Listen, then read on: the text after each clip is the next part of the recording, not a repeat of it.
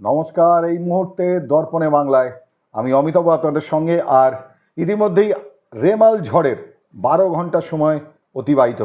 12 ঘন্টা পর দুপুর 12টার ব্রেকিং নিউজ নিয়ে সরাসরি আপনাদের সঙ্গে আমি রয়েছি।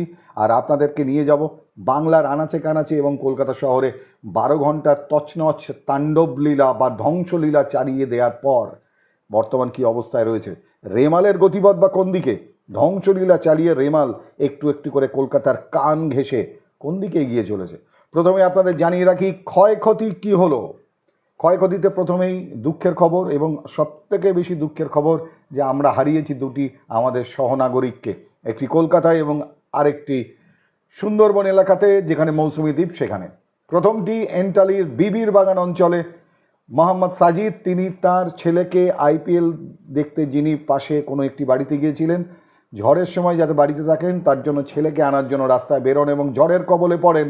আর প্রবল বৃষ্টিতে তিনি আশ্রয় নিতে একটি বাড়ির নিচে গিয়ে দাঁড়ান এবং সেখানে সেই বাড়ির কার্নিশ ভেঙে তার মাথায় আঘাত লাগে এবং তারপর নীলরতন সরকার হাসপাতালে তাকে নিয়ে যাওয়ার পর তাকে মৃত বলে ঘোষণা করা হয়। মোহাম্মদ সাজিদ 51 বছর বয়সী কলকাতা শহরের একজন নাগরিক, তিনি মারা গেলেন এই তাণ্ডব লীলা চালানো, ধ্বংসলীলা চালানো রেমাল ঝড়ের কারণে। আরেকটি মৃত্যু সংবাদ আমাদের কাছে এসে পৌঁছেছে, যে মৃত্যু সংবাদটি আমাদের মৌসুমী দ্বীপ, সুন্দরবন অঞ্চলের একেবারে একটি দ্বীপ, বিচ্ছিন্ন একটি দ্বীপ। সেখানে এক পৌরা যার 81 বছর বয়স, তিনি সকালবেলাতে সম্ভবত তিনি খাচ্ছিলেন তার রান্নাঘরে বসে এবং সেই রান্নাঘরের উপরে একটি গাছ ভেঙে পড়ে এবং চাপা পড়েন তিনি, এবং পরবর্তীকালে তাকে উদ্ধার করা হলেও বাঁচানো সম্ভব হয়নি। অর্থাৎ ঝড়ের বলি, রেমালের বলি ইতিমধ্যেই দুই।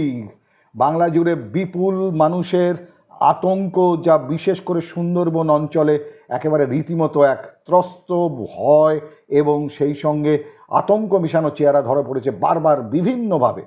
আপনারা জানেন সুন্দরবন নদীমাতৃক জায়গা হওয়ার কারণে সেখানে নানান দ্বীপের বাঁধ যা দুর্বল এবং ফাটল দেখা দিয়েছে, সেই দুর্বল বাঁধের ফাটল ভেঙে জল ঢুকছে, নোনা জল বিস্তীর্ণ এলাকা ভাসিত বা প্লাবিত হওয়ার সম্ভাবনা রয়েছে, ভেসে যাওয়ার সম্ভাবনা রয়েছে। এরকম অবস্থায় আতঙ্কের প্রহর কাটাচ্ছেন 12 ঘন্টা রেমাল তাণ্ডবলীলা চালিয়ে যাওয়ার পরও এখনও পশ্চিমবঙ্গের এই নদীর তীরে অবস্থান করা মানুষগুলো। কিন্তু রেমাল কি সত্যি সত্যি তাণ্ডবলীলা চালানো বন্ধ করেছে? একদমই নয়। যেখানে এই রেমালের চোখ সাগরের যে অংশে, সেখানে কিন্তু আবহাওয়া দপ্তরের যে স্যাটেলাইট চিত্র, সেখানে ধরা পড়ছে যে প্রচুর পরিমাণে মেঘ এখনও সেখানে রয়েছে এবং নতুন করে মেঘেদের সেই একটা জায়গায় গিয়ে সংঘবদ্ধ হতে দেখা যাচ্ছে এবং সেই মেঘ ধীরে ধীরে প্রবেশ করবে যেভাবে রেমাল এগিয়েছে ঠিক সেই একই পথ ধরে। অর্থাৎ বাংলাদেশ এবং বাংলা পশ্চিমবঙ্গ দুটো জায়গাতেই প্রবল বৃষ্টিপাতের সম্ভাবনার সঙ্গে ঝোড়ো হওয়া, যার গতিবেগ 70 থেকে 80 কিলোমিটার প্রতি ঘন্টায় হওয়ার সম্ভাবনা রয়েছে। এবং আপনাদের জানিয়ে রাখি যে ক্ষয়ক্ষতির পরিমাণ এই মুহূর্তে রেমালের পরবর্তী কী অবস্থা, কিন্তু তার আগে জানাবো নামখানা সুন্দরবনের একেবারে প্রান্তিক স্টেশন, দক্ষিণ 24 পরগনার। সেখানে গতকাল রাত থেকে দাঁড়িয়ে আছে ট্রেন এবং বিচ্ছিন্ন বিদ্যুৎ নেই, বিদ্যুৎ পরিষেবা বিচ্ছিন্ন। এবং সেখানে স্টেশনে যারা বাড়ি ফেরার জন্য পৌঁছেছিলেন বা ভোটের কারণে যারা শহরের দিকে আসার জন্য চেষ্টা করছিলেন, তারা সবাই আটকে পড়েছেন নামখানা স্টেশনে। রীতিমতোভাবে সকাল 9টা পর্যন্ত পাওয়া খবর অনুযায়ী তখনও কিন্তু ট্রেন পরিষেবা শুরু হয়নি এবং গতকাল রাত থেকে সেই ট্রেন পরিষেবা বন্ধ। শুধুমাত্র নামখানা নয়, বাংলার বিস্তীর্ণ অঞ্চল যেখানে রেলপথ রয়েছে সেখানে নানান স্টেশনে দাঁড়িয়ে রয়েছে ট্রেন, এবং স্বাভাবিক জনজীবনে এবং রেল পরিষেবা কখন ফিরবে সেটাও কিন্তু রীতিমতো উদ্বেগের একটি ঘটনা। সেই সঙ্গে সঙ্গে আরও জানিয়ে রাখি বিভিন্ন দ্বীপের বাঁধ খুবই খারাপ অবস্থায় রয়েছে, যে কোনো মুহূর্তে তাতে ফাটল দিয়ে প্রচুর পরিমাণে জলে প্লাবিত হতে পারে সুন্দরবনের বিস্তীর্ণ অঞ্চল। অন্যদিকে পূর্ব মেদিনীপুরের একাংশ তছনছ হয়ে গিয়েছে এই রেমাল ঝড়ের দাপটে। হ্যাঁ, কুমিরমারির বাঁধে ফাটল দেখা দিয়েছে, সেই সঙ্গে সঙ্গে ফ্রেজারগঞ্জ, সেখানে বাঁধ ভাঙতে পারে, প্রবল আতঙ্কে রয়েছেন ফ্রেজারগঞ্জের মানুষরা। এবং রাতভর সেখানে ডিজাস্টার ম্যানেজমেন্ট রয়েছেন, এনডিআরএফ রয়েছেন এবং তারা একেবারে যুদ্ধকালীন তৎপরতায় বাঁধ রক্ষা করার জন্য নানা আপৎকালীন ব্যবস্থা গ্রহণ করছেন। ইতিমধ্যে ফ্রেজারগঞ্জের বাঁধ ঢেকে দেওয়া হলো ত্রিপল দিয়ে ঢাকা হলো বাঁধ, যাতে কিছুটা অন্তত লড়াই করা যায় এই ধ্বংসলীলা চালানো রেমালের সঙ্গে। কিন্তু জোড়া বিপদ একসঙ্গে গোদের উপর বিস্ফোরার মতো। রেমালের তছনছ হওয়ার পর জলস্তর যখন বাড়ছে, ফুঁসছে যখন নদী সাগর, সেই মুহূর্তে জোয়ার অর্থাৎ ভরা কোটালের মধ্যে আরও বেশি জলস্ফীতি হওয়ার সম্ভাবনা, যার ফলে বিধ্বংসী মেজাজে ব্যাটিং করতে পারে এই প্লাবিত হওয়া জলোচ্ছ্বাস। এদিকে আমাদের জলমগ্ন শহর কলকাতা জলমগ্ন এবং বিস্তীর্ণ অঞ্চল জুড়ে জল যন্ত্রণা শুরু হয়েছে রেমালের তাণ্ডব চালানোর পর। এবং আপনাদের জানিয়ে রাখি, এই মুহূর্তে কলকাতার বিস্তীর্ণ অঞ্চল জলমগ্ন হয়ে রয়েছে এবং সেখানে এন্টালি, তারাতলা, ডাকুরিয়া এবং সেই সঙ্গে ক্যামাক স্ট্রিট, নারকেলডাঙ্গা, আলিপুর, কোথাও হাঁটু জল, কোথাও হাঁটুর ওপরে জল, আবার কোথাও গোড়ালি সমান জল। এবং জল যন্ত্রণায় রীতিমতো অনেক যানবাহন যাত্রা করার জন্য চেষ্টা করলেও তারা সেই যানবাহন পরিষেবা দেওয়া সম্ভব হয়নি নানান ক্ষেত্রে। এবং বিপর্যস্ত অবস্থার মধ্যে দিয়ে কলকাতা শহর, 55টা গাছ উপড়ে পড়েছে ঝড়ের কারণে শহর কলকাতায়। ইতিমধ্যে 16টারও বেশি গাছ আমাদের ডিজাস্টার ম্যানেজমেন্ট টিম যারা রয়েছেন, কলকাতা পুলিশ তারা এবং সেই সঙ্গে সঙ্গে কলকাতা পুরসভা, তারা সবাই চেষ্টা চালাচ্ছেন। ইতিমধ্যে 16টি গাছ সরানো সম্ভব হয়েছে। একটি বড় বট গাছ যেটি ভেঙে পড়েছে এবং সেই বট গাছ ভেঙে পড়ায় রীতিমতোভাবে রাস্তা বন্ধ হয়েছে। এবং সেখানে আপনাদের জানিয়ে রাখবো, এই মুহূর্তে জলমগ্নের হওয়ার পাশাপাশি বিভিন্ন এলাকাতে এই গাছ পড়ে যাওয়াটা একটা বড় ধরনের যাত্রাপথের বাধা সৃষ্টি করেছে। আজ সোমবার সকাল থেকে শহর ব্যস্ততম যে রূপ নেয়, সেই রূপ নেয়াতে বা মানুষের কর্মক্ষেত্র যাওয়াতে প্রচুর বাধা বিপত্তির মুখোমুখি হতে হচ্ছে সকলকে। গতকাল রাত 11টার পর থেকে এই মুহূর্ত পর্যন্ত স্তব্ধ গণপরিষেবা নানান জায়গাতে এবং সেই সঙ্গে সঙ্গে বিভিন্ন জায়গাতে থিয়েটার রোড থেকে শুরু করে গাছ উপড়ে পড়ার ঘটনা চোখে পড়েছে এবং স্থানীয় মানুষ তাতে তাদের যাত্রাপথের বিঘ্ন ঘটছে। Red road, Victoria Memorial, Kolkata পুরসভার চেষ্টায় একেবারে আপৎকালীনভাবে যুদ্ধকালীন পরিস্থিতিতে তারা কাজ করছেন, কিন্তু বাড়ির কার্নিশ ভেঙে বা দেয়াল পড়ে বিভিন্ন জায়গায় ক্ষতিগ্রস্ত হয়েছে বাড়ি এবং সেই সঙ্গে জনজীবন। এবং সেখানে আপনাদের জানিয়ে রাখি যে এটা কিন্তু চলতেই থাকছে, কারণ বাড়িগুলোতে বৃষ্টির প্রবল জল, তাতে ক্ষতিগ্রস্ত হয়েছে দেয়াল এবং অনেক পুরনো বাড়ি। সেক্ষেত্রে একটা বড় ধরনের বিপদ ঘটার সম্ভাবনা কিন্তু অস্বীকার করে নেওয়া যাচ্ছে না। এদিকে আপনাদের জানিয়ে রাখি যে ঝড়ের দাপটে মৃত্যু ইতিমধ্যে 2জনের, কিন্তু সেই সঙ্গে সঙ্গে ঝড়ের এই মুহূর্তে গতিপথ কোথায় সেটাও আপনাদের জানাবো। কিন্তু তার মধ্যে সবথেকে বড় চিন্তার কারণ জলমগ্ন কলকাতা, যেখানে বিভিন্ন জায়গাতে বৈদ্যুতিক পোস্ট ভেঙে পড়েছে বলে খবর এবং সেখানে কিন্তু একটা মারাত্মক বিপদ অপেক্ষা করে আছে। তাই যারা বাইরে বেরোচ্ছেন সাবধানতা অবলম্বন করুন। সরকার, ডিজাস্টার ম্যানেজমেন্ট, এনডিআরএফ এবং সেই সঙ্গে সঙ্গে কলকাতা পৌরসভা তারা যুদ্ধকালীন তৎপরতা এবং বিভিন্ন অঞ্চলে বিভিন্ন কন্ট্রোল রুমের মাধ্যমে জনপ্রতিনিধিরা চেষ্টা করছেন মানুষকে স্বাভাবিক জীবনের ছন্দে ফিরিয়ে আনা। কিন্তু প্রকৃতির সঙ্গে লড়াই যা বড্ড কঠিন হয়ে পড়ে বারবার।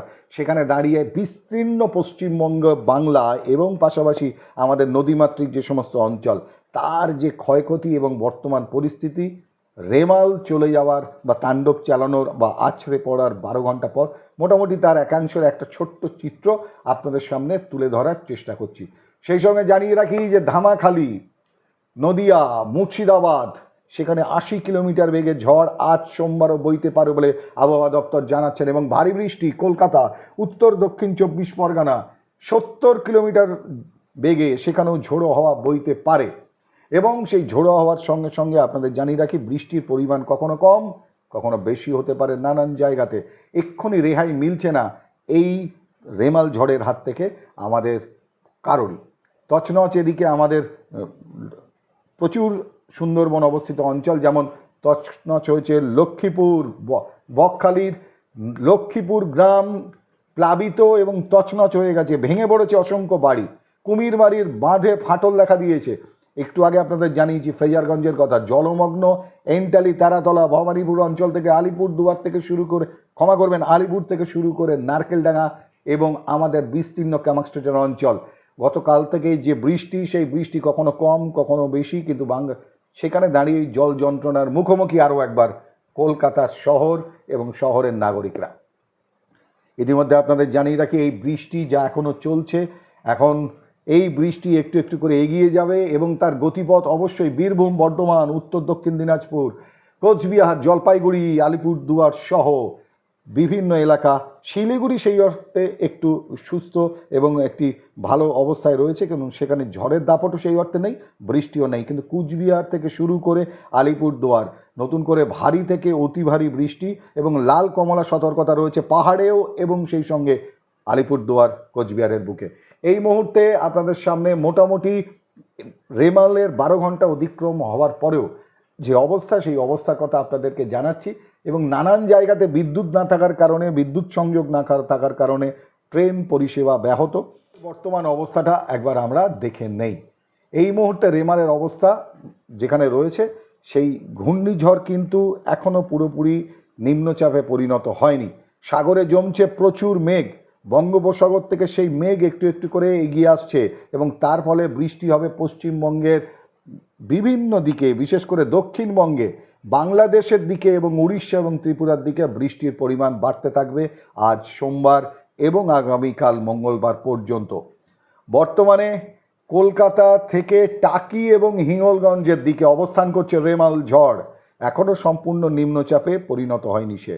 বাদুড়িয়া, আরামবাগ, হলদিয়া, বর্ধমান, সেখানে শান্তিপুর, কাটোয়া, মেহেরপুর এইভাবে অবস্থান করে এগিয়ে যাবে একটু একটু করে ঘূর্ণিঝড় রেমাল এবং বর্ডার ধরে সে প্রবেশ করবে বাংলাদেশের দিকে। কিন্তু তার প্রবল যে ক্ষমতা, তার ক্ষমতাতে এখনও পর্যন্ত অঝোরে বাদল ঝরছে, অর্থাৎ বৃষ্টি হয়ে চলেছে নানান জেলাতে এবং যে যে জায়গাগুলোর নাম বললাম সেই জায়গাতেও রীতিমতোভাবে বৃষ্টি হবে, ভারী থেকে অতি ভারী বৃষ্টি। টাকি এবং হিঙ্গলগঞ্জের দিক থেকে একটু একটু করে এগিয়ে যাওয়া রেমাল ঝড় প্রবেশ করবে বাংলাদেশে এবং বাংলাদেশে যাওয়ার পর সেই ময়মনসিংহে গিয়ে পৌঁছবে রাত 11টা নাগাদ। এখনও পর্যন্ত এই ধরনের একটি গতিপথ জানা সম্ভব হয়েছে, যা পরিবর্তনও হতে পারে এবং সেখানে রাত 11টা নাগাদ পৌঁছাবে রেমাল ঝড়, কিন্তু ততক্ষণে সে বড় একটি নিম্নচাপে পরিণত হবে। তাই ঝড়ের আশঙ্কা না থাকলেও প্রচুর বৃষ্টিপাত হবে এবং সেই ময়মনসিংহ থেকে 11টার পর অর্থাৎ মঙ্গলবার সকালের দিকে তা এগিয়ে যাবে মেঘালয় থেকে গিয়ে সে তার এই জার্নি বা এই ধ্বংসলীলা শেষ করবে আসামে গিয়ে। এরকম অবস্থার মধ্যে দিয়ে এখনও পর্যন্ত আতঙ্কে সমগ্র বাংলা এবং বাংলাদেশের বিস্তীর্ণ অঞ্চল এবং এর ফলে যে ভারী থেকে অতি ভারী বৃষ্টি, তার হাত থেকে এই মুহূর্তে আমাদের রেহাই মিলছে না। আপনাদের জানিয়ে রাখি, ঝড়ের সময় রেমালের গতিবেগ ছিল কলকাতা সহ বিভিন্ন অঞ্চল, হলদিবাড়ি এবং গঙ্গাসাগর, সুন্দরবনে 76 থেকে 80 কিলোমিটার প্রতি ঘন্টা। এটা ঝড়ের গতিবেগ। এই কিন্তু উইন্ড গাস্টিং বা বাতাসের ঝাপটার বেগ ছিল 135 কিলোমিটার পর্যন্ত। গাস্টিংয়ের কথা বলছি না, ঝড়ের গতিবেগ 76 থেকে 80 কিলোমিটার ছিল নানান সময় আমাদের হলদিবাড়ি, গঙ্গাসাগর এবং সুন্দরবনে। এবং সেই ঝড় উত্তর দিক দিয়ে বর্ডার ধরে যখন এগোচ্ছে একটু একটু করে, তখন ভারী নিম্নচাপে পরিণত হওয়ার ফলে তার বিস্তীর্ণ এলাকায় বৃষ্টি হতে পারে এবং বৃষ্টি হবে ভারী থেকে অতি ভারী বৃষ্টি। গঙ্গাসাগর, নামখানা, রায়দিঘি, হলদিবাড়ি, ঝড়খালি, গোসাবা, জয়নগর, বারুইপুর, কলকাতা এবং তার পার্শ্ববর্তী বিভিন্ন অঞ্চল। এবং এই মুহূর্তে এই হচ্ছে মোটামুটি আপডেট। দুপুরের পর থেকে কলকাতায় হয়তো বৃষ্টির পরিমাণ একটু কমলেও কমতে পারে, কিন্তু ঝড় বা ঝোড়ো হাওয়া সেটা 70-80 কিলোমিটার বেগে বইতে থাকবে এবং সেই সঙ্গে সঙ্গে ভারী বৃষ্টির পূর্বাভাস যেখানে রয়েছে। আপনারা আরও একবার জানিয়ে রাখি, বীরভূম, বর্ধমান, উত্তর দিনাজপুর, কোচবিহার, জলপাইগুড়ি, আলিপুরদুয়ার, আগামীকাল মঙ্গলবারও যত একটু একটু করে দক্ষিণ থেকে উত্তরের দিকে এই নিম্নচাপ এগোবে, তত বৃষ্টির পরিমাণ ভারী থেকে অতি ভারী হবে এবং উত্তরবঙ্গেও লাল এবং কমলা সতর্কতা রয়েছে। পাহাড়েও বৃষ্টির পরিমাণ বাড়তে পারে বলে আবহাওয়াবিদরা জানাচ্ছেন।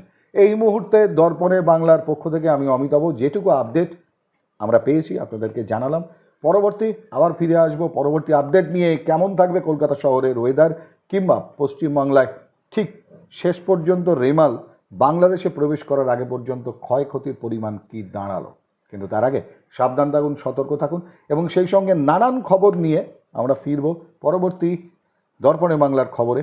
আর তার জন্য নজর থাকুক দর্পণে বাংলায়।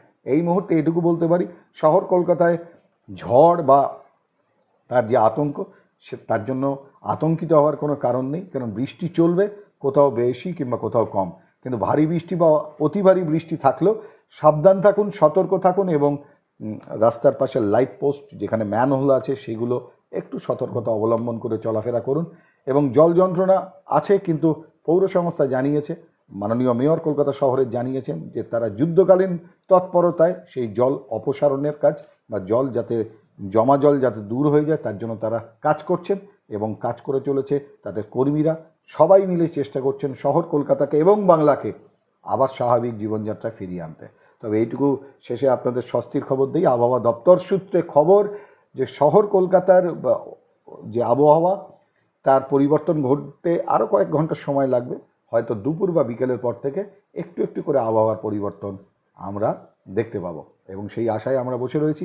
সবাই ভালো থাকুন, সুস্থ থাকুন, সচেতন থাকুন, আর অবশ্যই যারা এখনও সাবস্ক্রাইব করেননি, কারণ 1 জুন থেকে নতুন রূপে আসতে চলেছে দর্পণে বাংলা।